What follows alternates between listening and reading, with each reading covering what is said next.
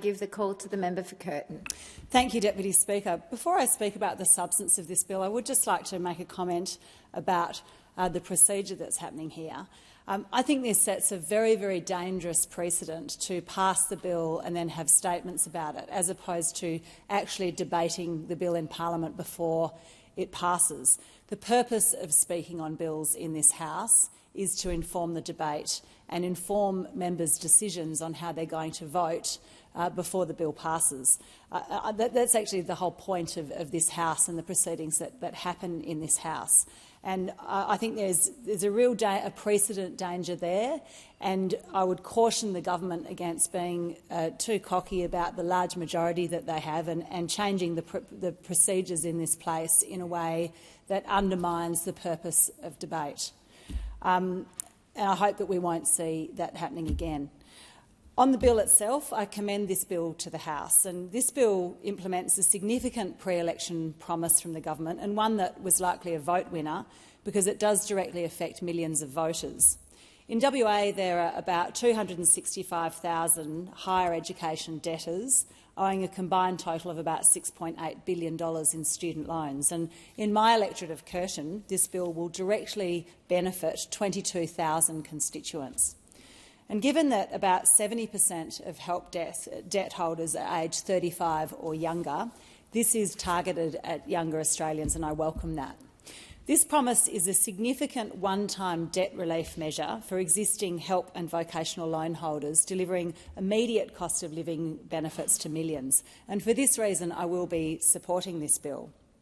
But I would like to make it clear this bill is mostly short-term economic stimulus and financial reprieve, rather than a sustainable overhaul of higher education funding or university affordability. And in this term, I would like to see government go further for future students and take on the challenge of structural reform within university funding and address the burden that our kids and grandkids are taking on when they decide to embark on higher education. So what does it do? Well, this bill is pretty simple. It allows the ATO to retrospectively apply a 20% reduction to the balance of help debts as of 1st of June. And it will also increase the minimum repayment threshold to $67,000 in 25-26. And compulsory repayments will only be calculated on the income above that $67,000 threshold rather than the total annual income.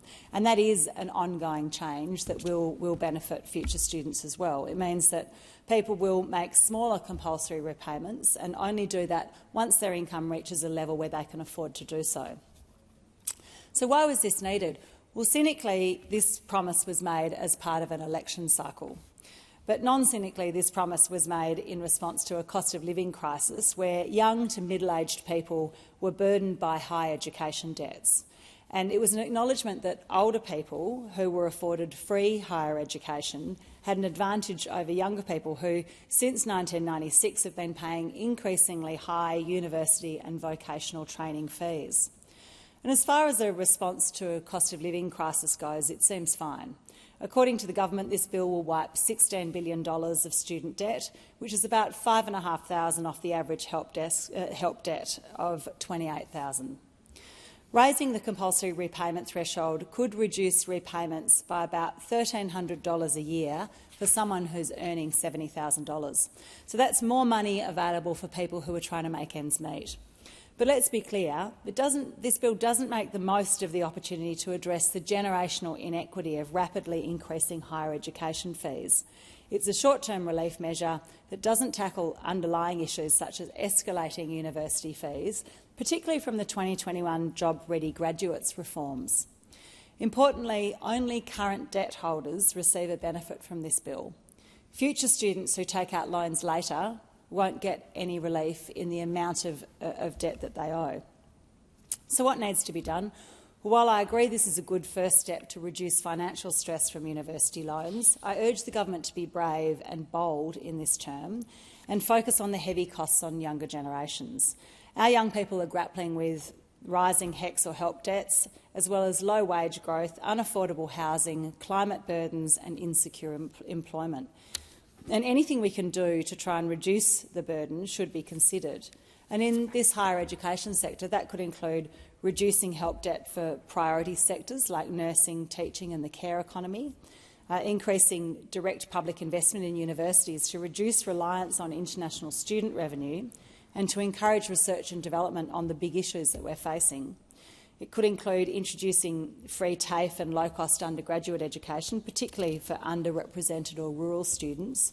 And it could include reversing the job-ready graduates reform, which increased fees for humanities and reduced funding per student. And that's one which I think is a really important reform.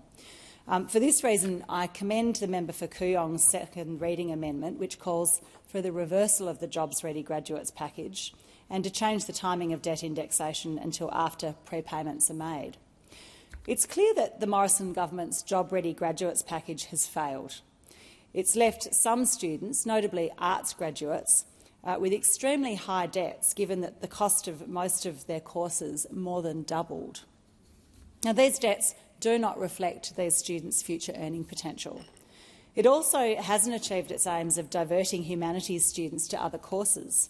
One study using universities' admissions centre data concluded that only 1.5% of university applicants changed their preferences from humanities to STEM and teaching because of the cost changes under the scheme.